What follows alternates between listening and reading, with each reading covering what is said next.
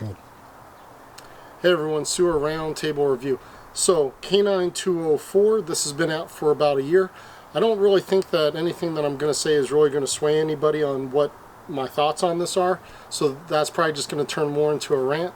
But hopefully, if you stick around, I'll demonstrate some things if you have to take this apart, some tips that will help you in the future. So first off, what are my thoughts on this machine? My thoughts are that this machine is not the typical old school Ridgid tools that we're used to. Here's an example. The K1500, very strong, very durable, and so many plumbers have stories of passing that tool on to their kids and passing that tool on to their grandkids or something. That's not this machine right here. Okay, if you were hoping it is, just not going to be it. But here's what this machine will do. It'll get the job done, and it'll clean, and it'll introduce you into the world of FlexShaft at a very low economical cost for you to see if this is something that you want to get into and invest more into. Is this a good quality machine? Probably not. It was not engineered. It was over-engineered in some areas, under-engineered in other areas. So, if I were to give it a grade, I would probably say that it's like a 5.5 out of 10. Why did I buy this, especially when I have my octane?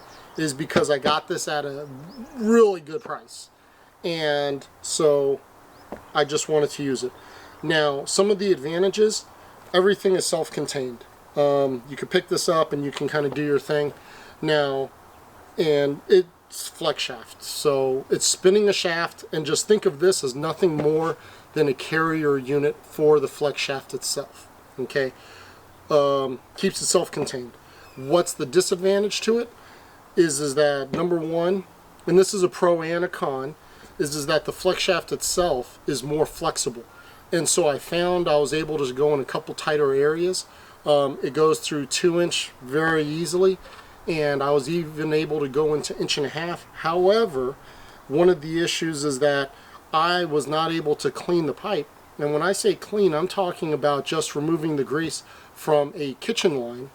Okay, I was not able to do that pushing forward while spinning. So I had to push out through the grease, then I had to turn it on and then pull back, and then clean on the way back. Okay, some of the engineering is just wrong. It's just wrong, but we're not going to change anything now. Sometimes I get frustrating because when we see, if they would have taken the RM200 case, I don't know why they didn't just give that money to C-Scan or whatever, but golly, that would have been the ticket right there. That would have been it was already built for you. All you had to do was remove the electronics. That was a rant right there. Going back. Okay. So, let's go and talk about something functional and useful for you guys. So if you have to disassemble this, first off, this has a ton of screws and nuts, and they're not all the same size. So what you have to do is, if you, for some reason, this machine goes down in the field and you have another machine to use, just get this up, wrap it up, and throw it in the van and work on this later. I would not recommend to work on this in the field, okay? And I would definitely not recommend if you don't have a good quality magnet. So I'm just going to demonstrate a little tip. I already took all these screws out, but here's a tip for you. So obviously you can see this is not the standard issue.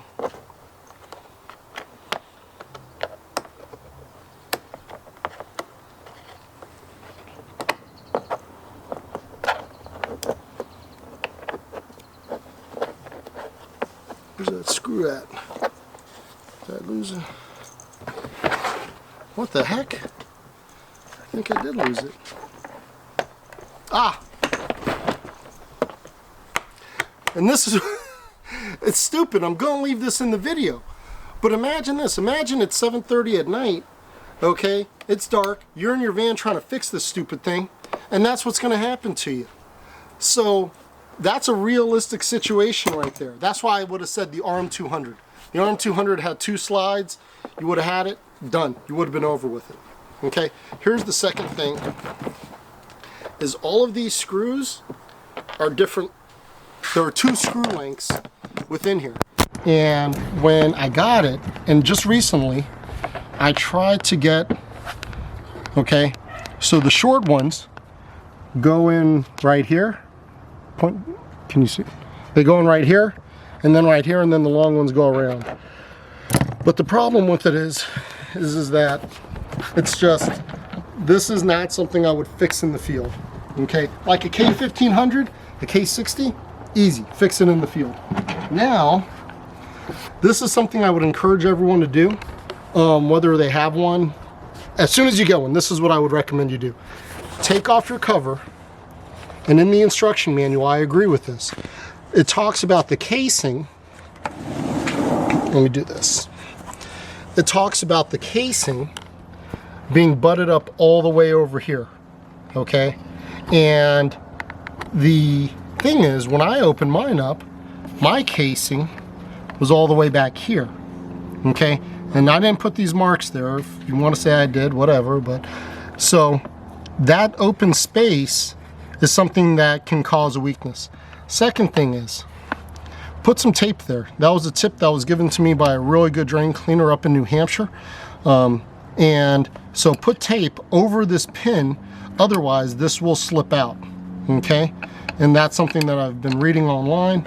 Second thing is, if this shaft breaks, this connection right here, by the way they crimped it, it's a weak point. This is not correct. So this actually damages the wires.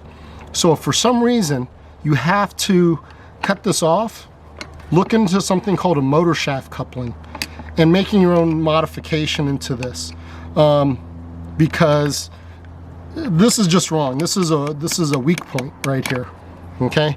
And especially with the way that was crimped. I've just seen this too many times. These crimps just don't hold up. Now, and this is going to deviate from what it says on the video. So there's a video where a Ridgid employee shows how to remove this. The problem is this is a 204 and he showed a 102. So when he uses this, what he did was he removed these screws and then these screws, and he just loosened them, right? Well, here's the problem, is that under here is a big block of metal that can fall down. If they would have put a snap or something like that in there, that would have kept the metal from falling. So if you loosen these screws, it's gonna get you in trouble, okay? So don't loosen these screws. If you need to remove this shaft, here's what I found to be the best way to do it through my own trial and error. You're going to remove this pin. You're going to remove these screws. And when you remove these screws, this nut is captive. It's in a channel. So if you remove the screws and you don't allow the screw to come up as you unscrew it, what will happen is you'll push the nut all the way down and it will fall between the drum and then the body. So you want to make sure you let it come up. Now the second thing is, you remove those 4 screws. Remove this screw and remove this screw. Do not remove this screw. It was a pain to remove anyway. You're not going to miss it, okay? When I removed it, this is what I found to be just the best way to do it, is to get yourself one of these short ones, use the impact, loosen it up, okay?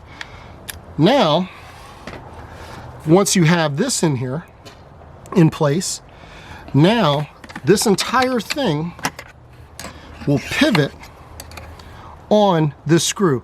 So it'll just come right there, and then when it comes, now you can go ahead and now you could slip that right out, and that'll give you enough room to go ahead and pop that out. And you don't need a lot of room. You just have to get this to clear this channel. Now, I'm going to demonstrate this for you, okay? And also, different size screws, not in the owner's manual. So this is something, once again, you kind of have to figure out. So if you notice how I'm just letting it thread in there, that's what you want to do. You don't want to do that and push down. Now, would I buy another one of these at full price? I know I would not. You know, I just, if I had employees, would I give them this? I would be very hesitant to, because I think that this is following the business line of inkjet printers that are just a little bit more disposable on the machine, and then the consumables are going to be very expensive. Dun, dun, dun. I'm going to be doing a video on that, on why I think that.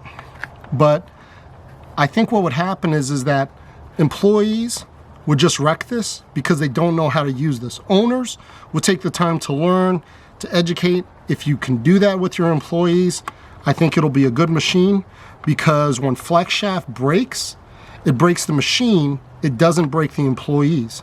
And that's something that I really like. We all have heard stories about the employee who has gotten hurt by a drum machine, okay? So now, let's say you didn't follow my advice. Let's say you're here watching this video because this metal bar in here fell and now you got something trapped. Well, how the heck do you get this off, right? Here's what I found to be the best way to do it. I don't know if this is the right way to do it, but this is what worked for me really well. So you're gonna get this. Then you're gonna turn it upside down, okay? And you're gonna remove these screws. Once you remove these screws, these screws go into a Lazy Susan with attached threads. So you can undo them and then pick it straight up, and you don't have to worry about a nut or anything falling in place. So now, with that being said, if you have to put it back on, you just do that. You line up 1 or 2 holes, and then all the other holes will line up as well. All right. So, K9-204, giving you my thoughts. Thank you for watching. It's a decent machine as long as your expectations aren't too high. And based off of the number of potential improvements that I see that this machine could have made, I would not be the first on the block with the 306. Just from personal experience with monitors, you know, I had a really bad experience with the Ridgid monitor, and it's just where there are too many times where you be the first on the block with the new tool, with the new machine, but unfortunately they don't have all the kinks ironed out yet. Like, there's not even a parts breakdown.